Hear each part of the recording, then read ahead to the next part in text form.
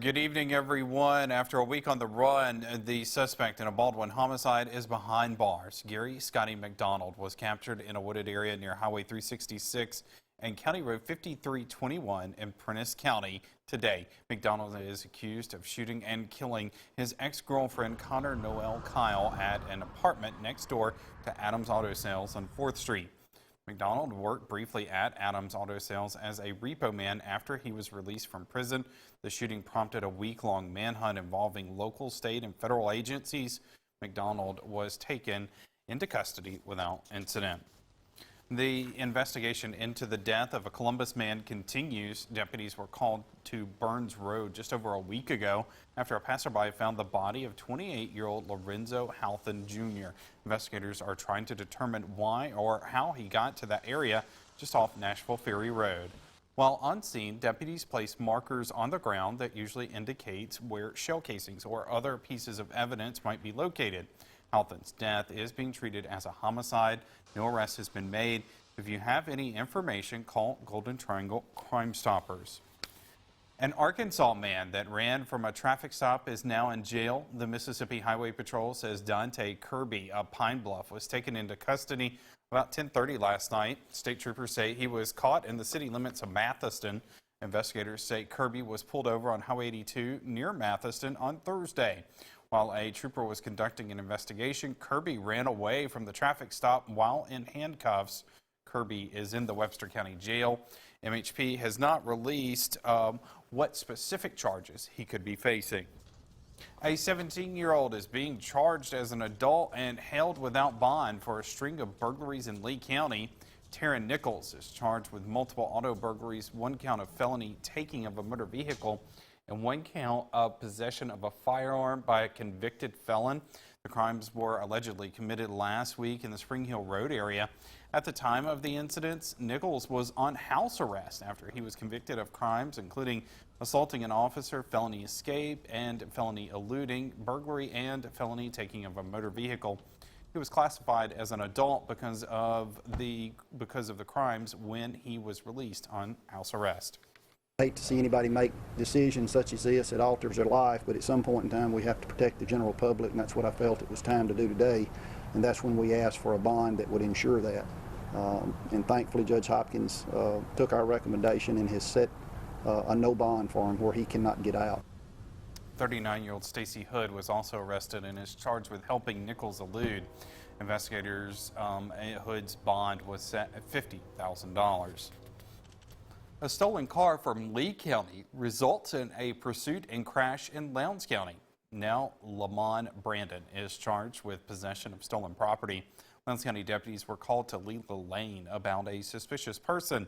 While there, deputies noticed a car with a Lee County license plate leaving at a high rate of speed. The tag came back stolen. The vehicle eventually crashed at Highway 50 and Hutcherson Road. That's where Brandon was arrested. He remains in the Lowndes County Jail. A Starkville man is accused of hitting a 13-month-old child and a woman with a hammer. DARIUS McGee of Starkville is charged with aggravated assault, domestic violence, and child abuse. He was recently indicted by an Oktibbeha County grand jury. Prosecutors allege McGee hit the woman in the head with a hammer.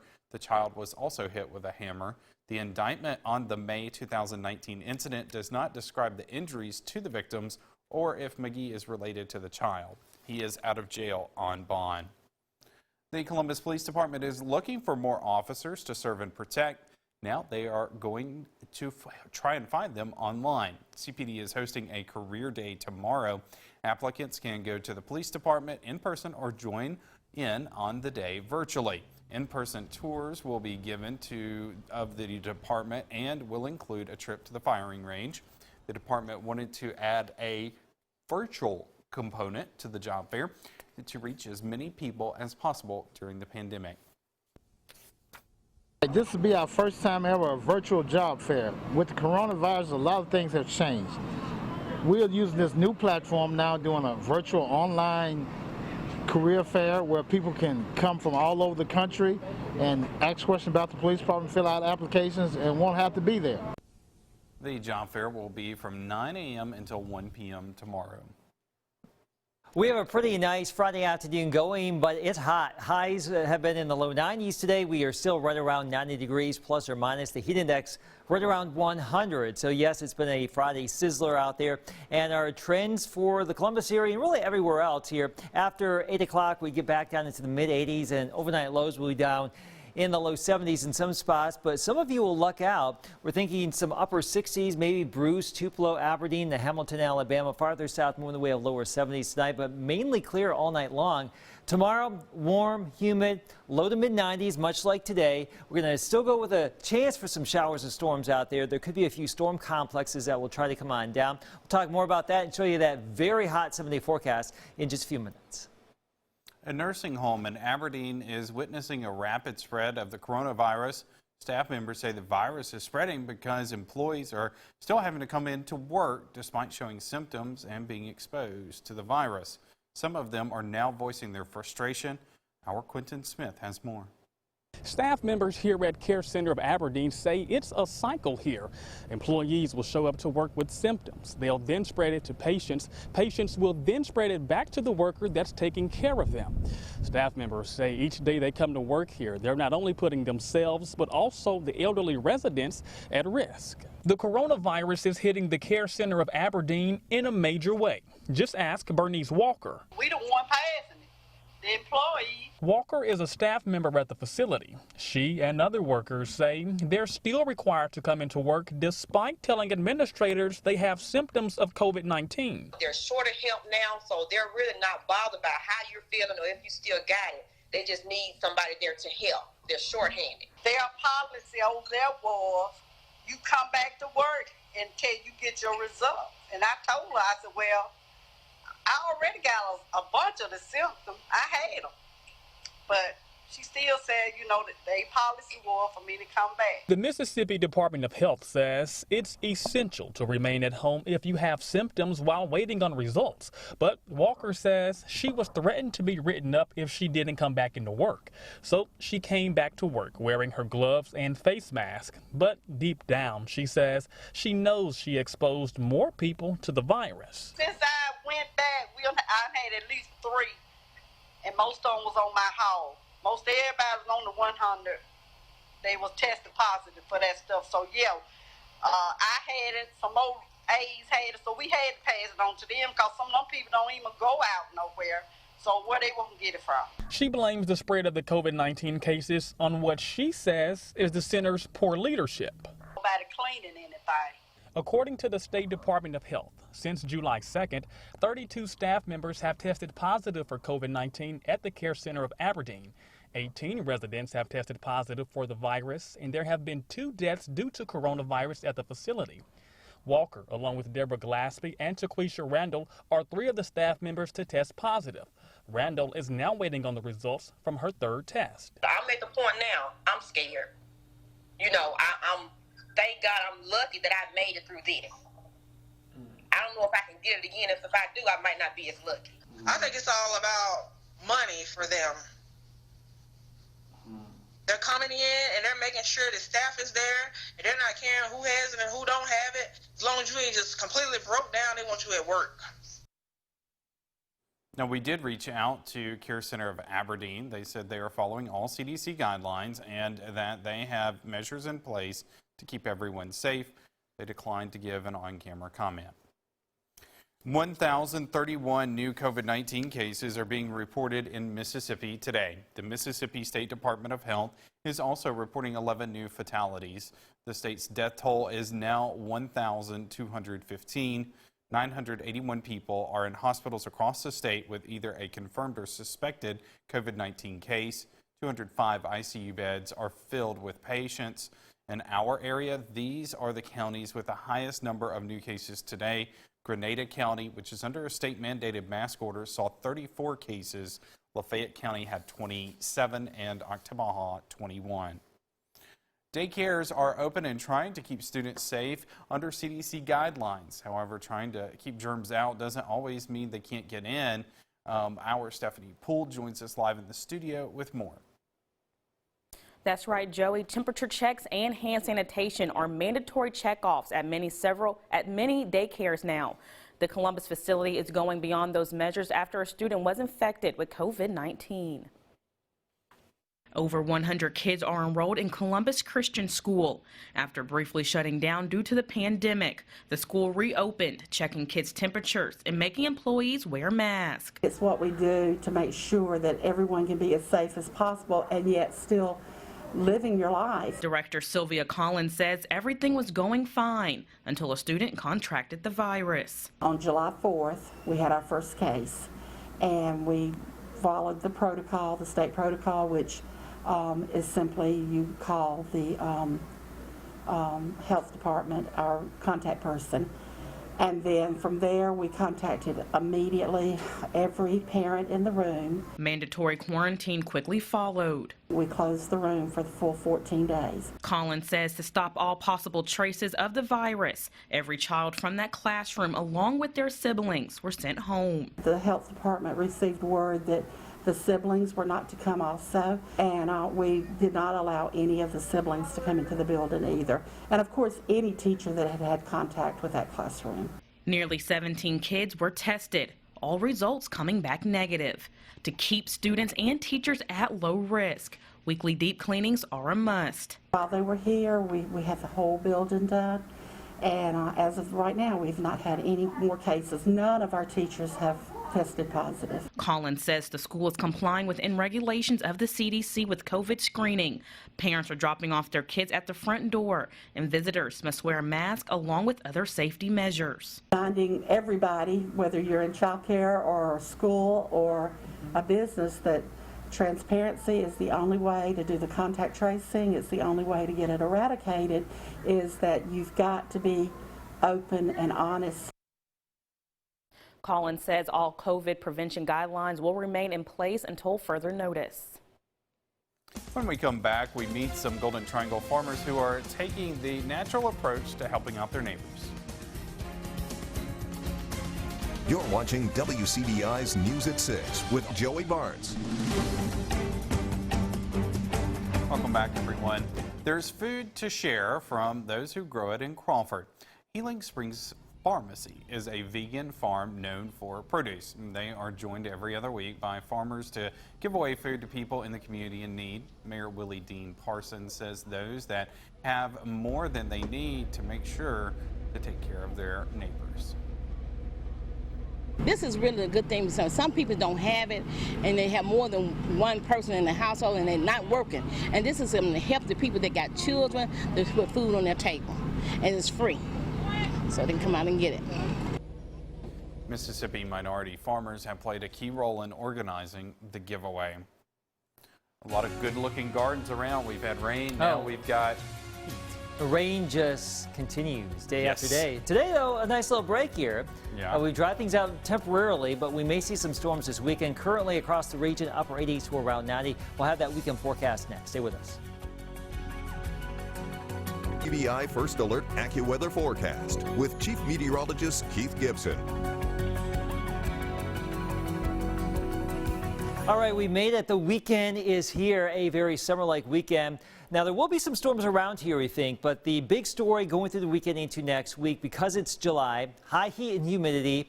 We keep harping on this. The heat index 100 to 105 plus. We were in that ballpark today. Jackson right now, even higher than that. So we may see some spots get over 110. Water, take plenty of breaks. Don't overexert yourself. Stay in the AC. And, of course, watch your pets, your neighbors, your family, and just take this heat seriously. It gets hot this time of year. This is the current heat index. Meridian, it's 108. That's what it feels like. Jackson, 108. For us here, not as bad. Still around 100 degrees. It is just blistering hot everywhere here. Upper 80s, low 90s locally. Mid 90s right there in Jackson, Meridian, 92 in Hattiesburg. A little bit cooler in Mobile right now at 86. So very warm across the region. And for a change, we actually don't have any thunderstorms in Mississippi or Alabama right now, or really across most of the southeast on our Friday evening. We are watching some storms, though, back to the northwest. There's a batch here in Nebraska. North Dakota, South Dakota, that one near Rapid City has been producing 3-inch diameter hail.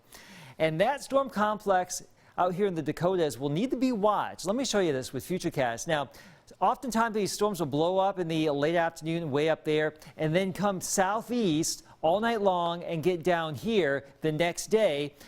Futurecast picking up on that possibility. So some of those storms in the Dakotas right now could be in Missouri or northern Arkansas after sunrise tomorrow. And the remnants of that could actually get into North Mississippi sometime late tomorrow morning or the afternoon.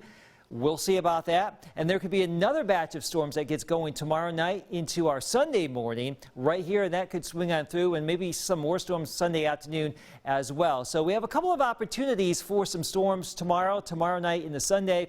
We have this level 1 severe weather threat for the weekend, Saturday and Sunday.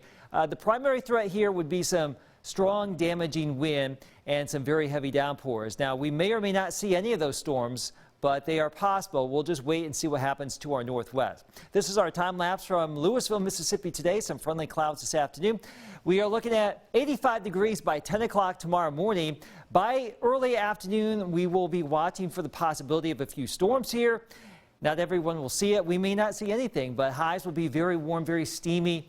Outside of those storms, low to mid 90s. If we do see those storms come in early, then our temperature forecast could be a bit of a bust. And the temperature forecast right now is always based on where these thunderstorms happen to be. So we'll see how it all plays out. You know the drill this time of year. Warm and steamy. Mid 90s, though, return next week with lower rain chances. So it is going to be hot for the next 7. Indeed. The high school football tour also heating up. Stop number 19 checks in with East Union next in sports.